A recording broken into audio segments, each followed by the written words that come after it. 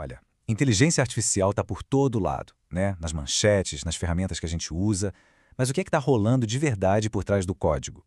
Hoje, a gente vai desconstruir essa ideia para revelar quem é que está no comando de verdade. Vamos nessa? Então, o nosso roteiro hoje é esse aqui. A gente começa com a fantasia em torno da IA, depois vamos espiar por trás da mágica, entender por que ela obedece e não pensa, analisar o que a fonte chama de histeria coletiva e, por fim, repensar tudo isso. Beleza. Vamos começar pela parte que, vamos combinar, mais mexe com a imaginação de todo mundo. A ideia fantástica do que a inteligência artificial pode ser. Pois é, essa pergunta não é brincadeira. É uma manchete de verdade, que está lá no nosso material de base. Parece coisa de filme de ficção científica, não é mesmo? Uma máquina, do nada, decifrando uma das linguagens mais misteriosas do planeta. Exatamente esse tipo de notícia que alimenta a ideia de que a IA é uma coisa, sei lá, quase mágica.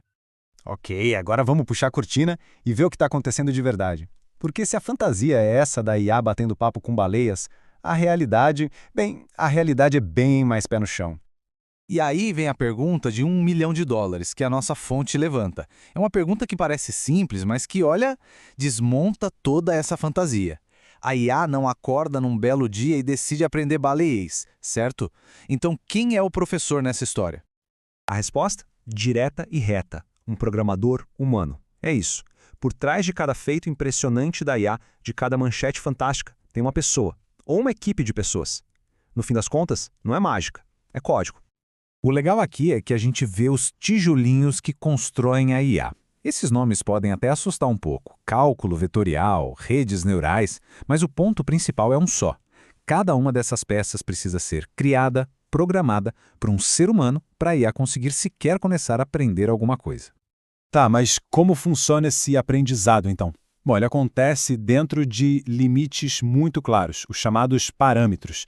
Pensa neles como se fossem as regras de um jogo, sabe? É o programador humano que escreve essas regras, que diz o que a IA pode e o que ela não pode fazer. É ele que define até onde o treino dela pode chegar. E isso nos leva ao ponto central de toda essa análise. Uma distinção que, olha, muda completamente a nossa perspectiva sobre o que é inteligência artificial de verdade. Dá uma olhada nessa comparação que deixa tudo bem claro. De um lado, o que parece ser uma IA que pensa, que é autônoma, que tem consciência própria. Do outro, a realidade técnica. O que ela é de fato? Uma ferramenta sofisticada, que obedece ordens, que opera dentro dos limites que deram para ela e que segue à risca um programa que um humano escreveu. O texto-fonte bate muito nessa tecla. A IA não é uma forma de vida que apareceu do nada que nem um ser divino. Ela não surgiu sozinha. Ela tem um criador, um arquiteto, ela é um produto da inteligência humana e não uma entidade independente.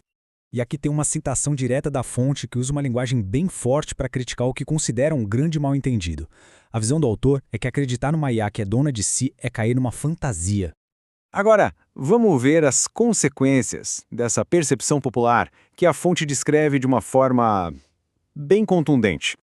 A fonte chega a classificar a reação do público à IA como uma forma de histeria coletiva, argumentando que a reação social está totalmente desproporcional à realidade da tecnologia.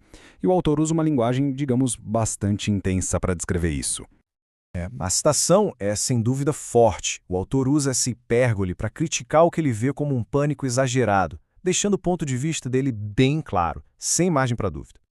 E ele leva esse argumento ao extremo, concluindo seu ponto de vista ao sugerir que vai faltar vaga em hospitais psiquiátricos. É uma visão bem radical, apresentada diretamente no texto-fonte, que mostra a força da oposição dele a essa fantasia da IA. Depois de desconstruir o mito e analisar essa crítica bem dura, vamos para a nossa conclusão, para a gente consolidar uma nova maneira mais realista de pensar sobre a IA. Então, o que fica de tudo isso? A gente pode resumir em 3 pontos bem simples. Primeiro, a IA é uma ferramenta super poderosa, mas não é um ser. Segundo, tudo o que ela faz foi em algum nível programado por uma pessoa. E terceiro, o potencial dela não é infinito, é limitado pelo design de seus criadores. E a gente termina com essa pergunta para reflexão.